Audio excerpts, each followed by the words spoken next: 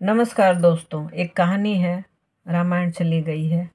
ये कहानी है सीता के अग्नि परीक्षा की कहानी।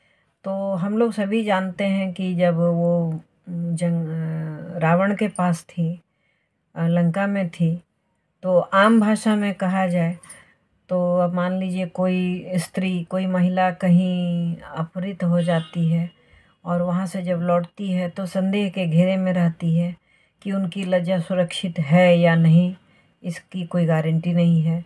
वही उस समय भी हुआ। तो जब वो वहाँ से आई तो उन्हें अग्नि परीक्षा देनी पड़ी।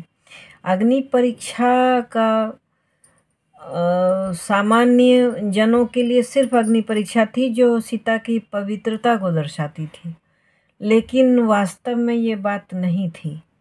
जब पंचवटी में श्री राम सीता के साथ थे तो उन्होंने सीता से कहा था कि इस जंगल में राक्षस जानवर बहुत घूमते हैं, तुम्हें बहुत खतरा है सीते, इसलिए तुम अग्निदेव की रक्षा में चली जाओ और यहाँ तुम्हारी छाया रहेगी मेरे साथ, तो मैं भी निश्चिंत होकर इधर उधर घूम पाऊँगा और राक्षसों का वध कर पाऊँगा, तुम्हें कोई तकलीफ़ नहीं होगी।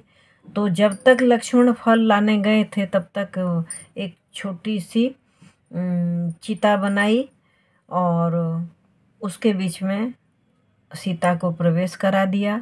सीता को अग्निदेव ने अपने पास रख लिया और एकमात्र छाया उनकी कुटिया में रह गई। इसका पता लक्ष्मण को भी नहीं चला, सब कुछ सामान्य रहा और यही छाया सीता का ही अपहरण हुआ था। और वास्तव में जो सीता थी वो सुरक्षित थी।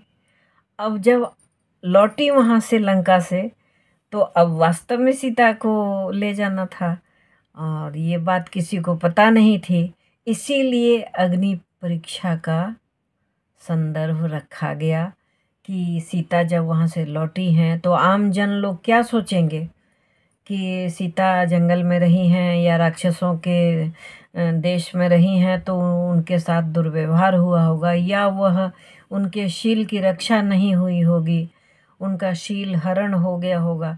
तो ऐसे में कोई स्त्री अपने घर में नहीं रह सकती है। ये उस समय के मान्यता के अनुसार की कहानी है। आज के समय में इस मान्यता को बल नहीं देना चाहिए। कोई भी स्त्री, कोई भी महिला, कोई भी बेटी कहीं जाती है किसी दुर्घटनावश और उसके साथ मान लीजिए दुर्व्यवहार भी होता है, ऐसा नहीं होना चाहिए कि उसको घर में जगह ना मिले। उसके माता पिता को, उसके भाइयों को उसको संरक्षित करना चाहिए, क्योंकि राक्षस आज भी सोसाइटी में हैं और उनके दांत और सींग बड़े होने की ज़रूरत नहीं है।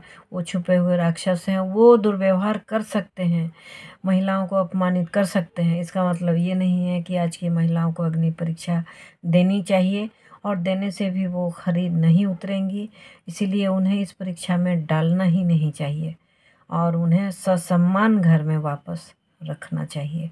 तब वही जब अग्नि परीक्षा की बात हुई तो फिर से उन्होंने लक्ष्मण को कहा कि लक्ष्मण एक चिता सजाओ, मैं चाहता हूँ कि अग्नि तैयार करो, अग्नि कुंड, उसमें सीता को मैं अग्नि परीक्षा के लिए कहूँगा, अग्नि परीक्षा देंगी तब मैं सीता को वापस ले जाऊँगा। लक्ष्मण को थोड़ा दुख भी हुआ कि जब भगवान राम इन पर विश्वास नहीं कर रहे हैं तो कौन दुनिया में विश्वास करेगा अपनी पत्नी पर। लेकिन फिर भी उन्होंने राम की आज्ञा से अग्नि कुंड तैयार किया और उसके बीच में सीता ने प्रवेश किया।